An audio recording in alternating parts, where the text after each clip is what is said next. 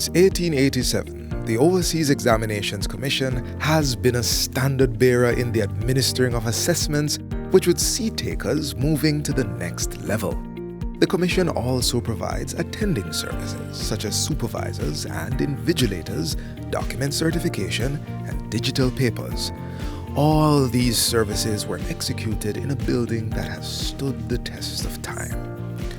But as the days march on and the demand for OEC services increase, the time has come for a building that will meet the needs of 21st century learners. The project is really about a rebirth of the organization.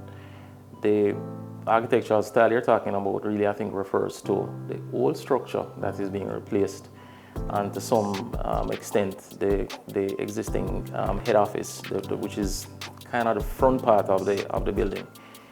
The old structure is going to be completely demolished, and it's going to be replaced with a 4 or 5 story structure that is going to be linked to the old building. Now, while there are going to be some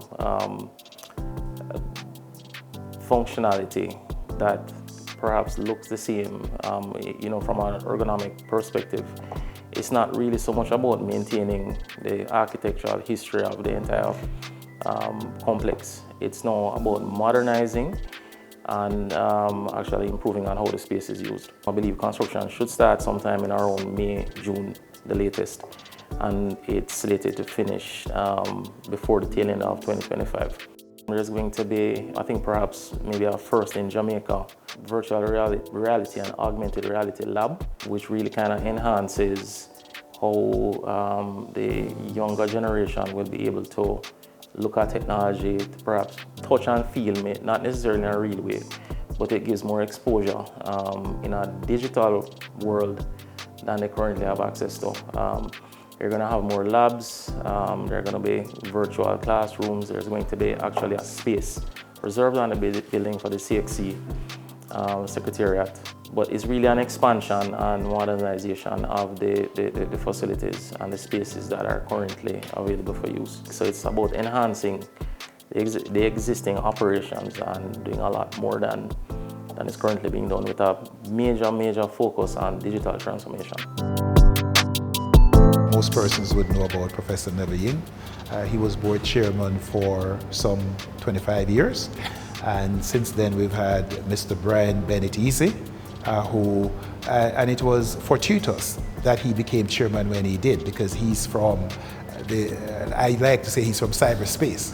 So he understands very clearly where we need to go in terms of where the world is going in terms of technology and communication and that sort of things.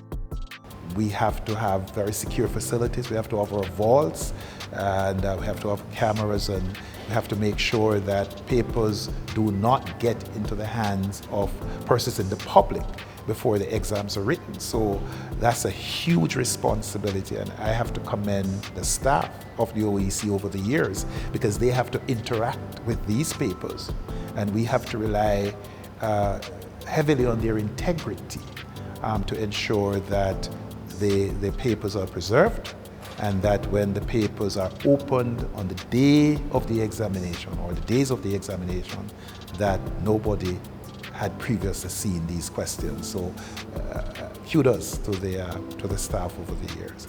You know, in this digital age, you probably hear CXC talking about online testing. What that means is the way examinations are proctored in Jamaica, that has to change in a dramatic way. And overseas exam, being the institution that is charged with leading all of that, has to be prepared. And we have been preparing for the last 5 or 6 years to do this. As a matter of fact, in preparing for that change, we have donated, I think, somewhere in the region of 3,500 computers to high schools across Jamaica. And that investment is in excess of $400 million, and that is expected to continue.